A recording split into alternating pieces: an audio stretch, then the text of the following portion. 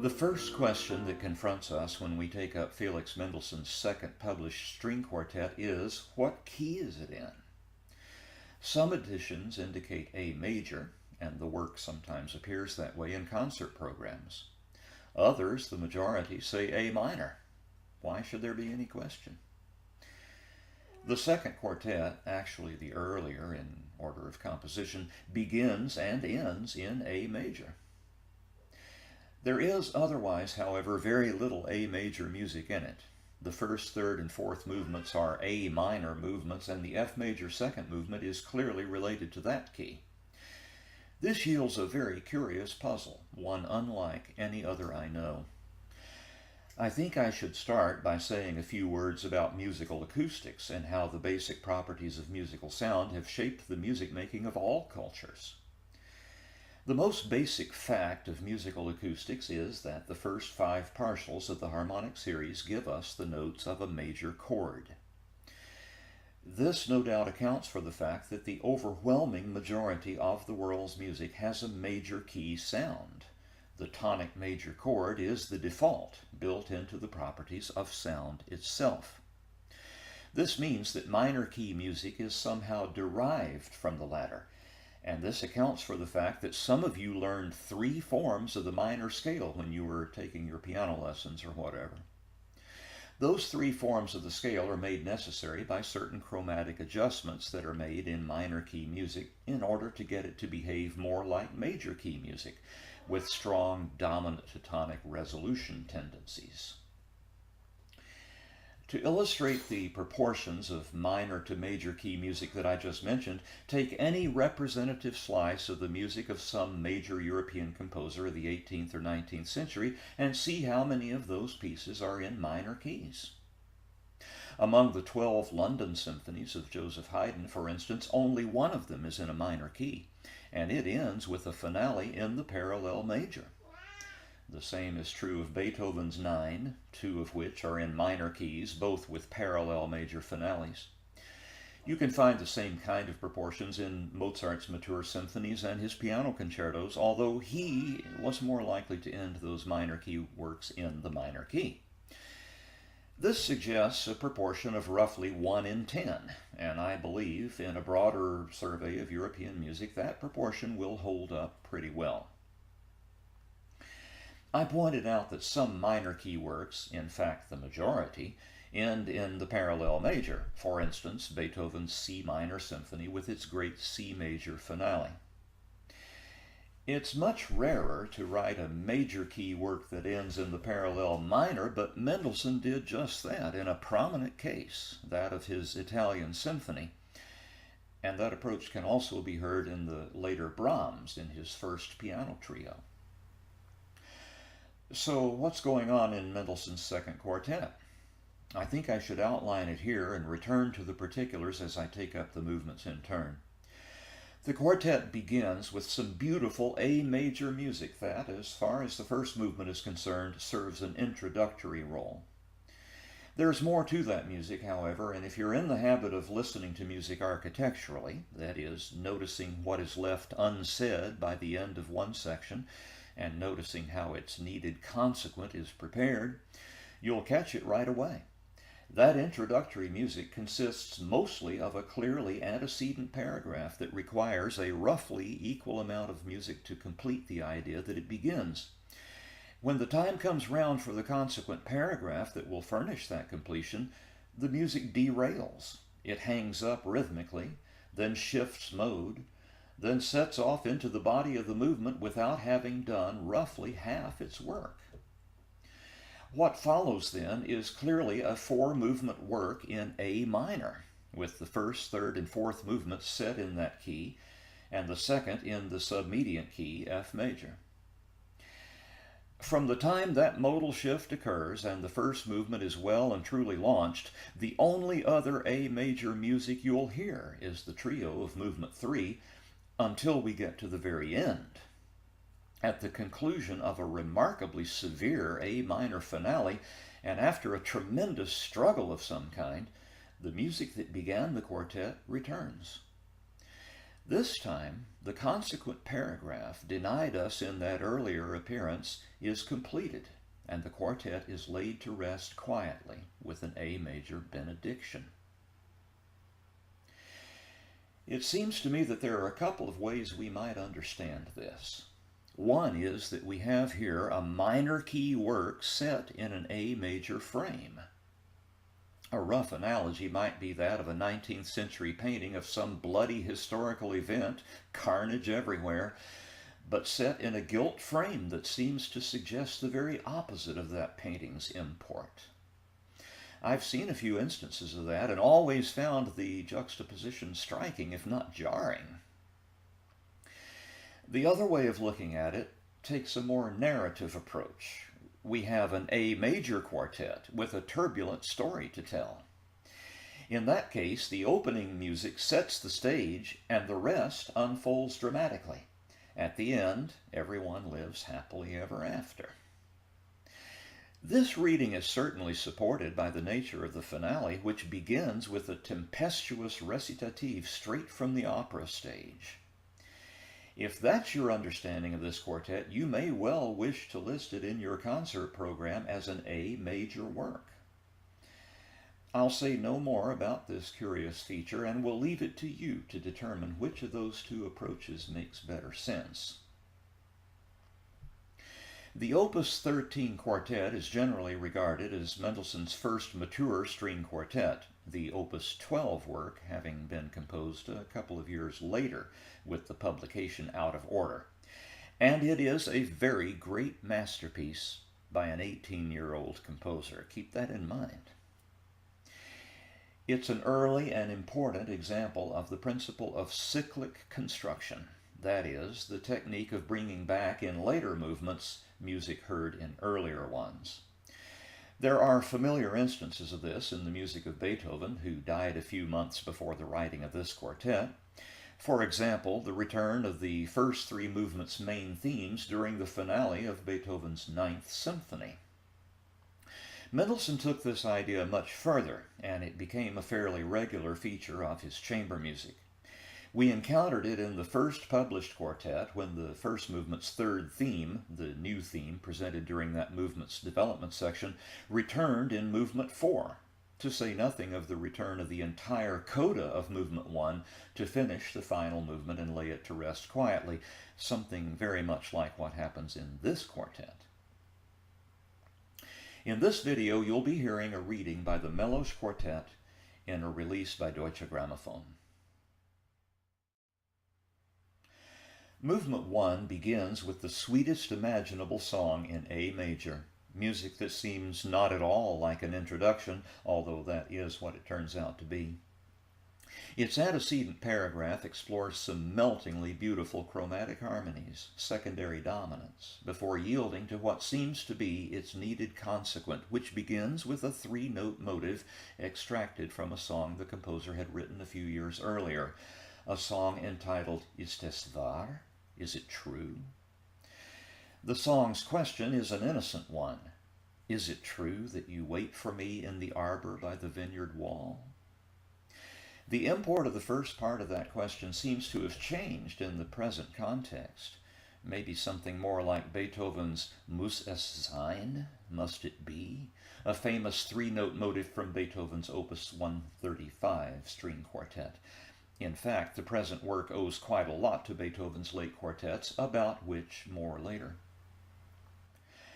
That motive is presented hesitantly, with rhythmic adjustments that amount to written-out fermatas, and is made to give way to something suddenly dark and threatening, and the first movement proceeds in earnest. It's a sonata-form movement in A minor with an E minor second group, and a few structural adjustments during the recap.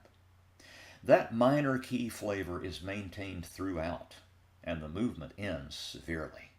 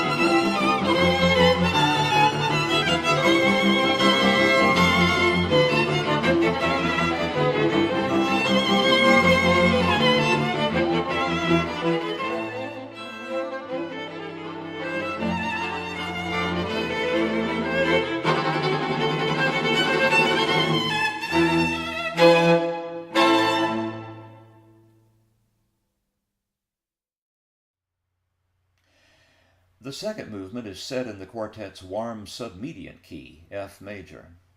It's an ABA form movement whose D minor B section is a great fugue, itself in ABA form, whose subject is modeled on a fugue subject by Beethoven, which you can hear in the corresponding movement of his F minor quartet, Opus 95, the Quartetto Serioso. The middle section of the present movement's fugue is based on an inversion of the fugue subject, and we will also be treated to some interesting developments and contrasting episodes.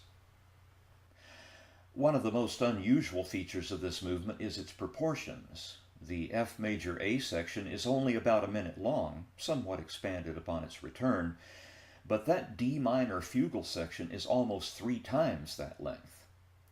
The result is something that in microcosm seems to reflect the entire 4-movement work with its framing major key music and its much longer midsection. That is, the A minor string quartet that lies within that A major frame. I hope that made some sense.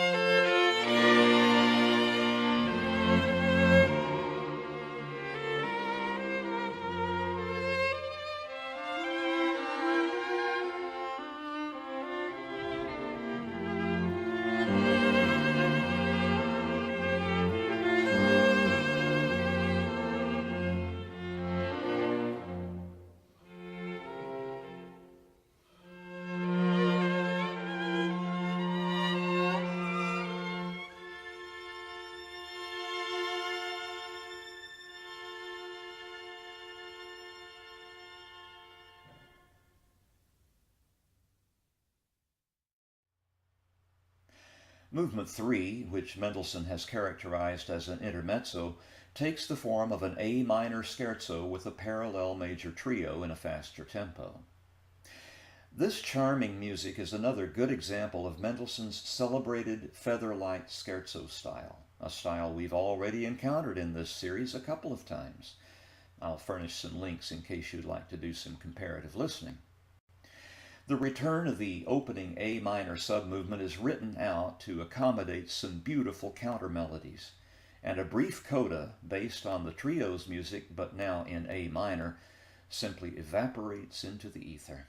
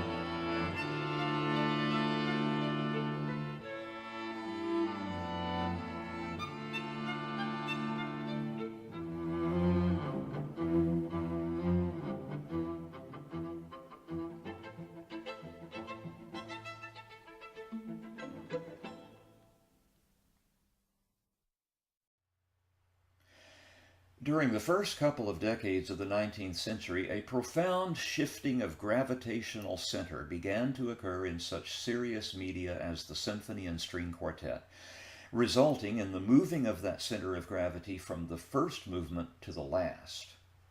That is to say, earlier examples of such serious music will typically begin with a long, heavily worked over sonata form movement, with the succeeding three movements generally somewhat shorter and lighter in spirit.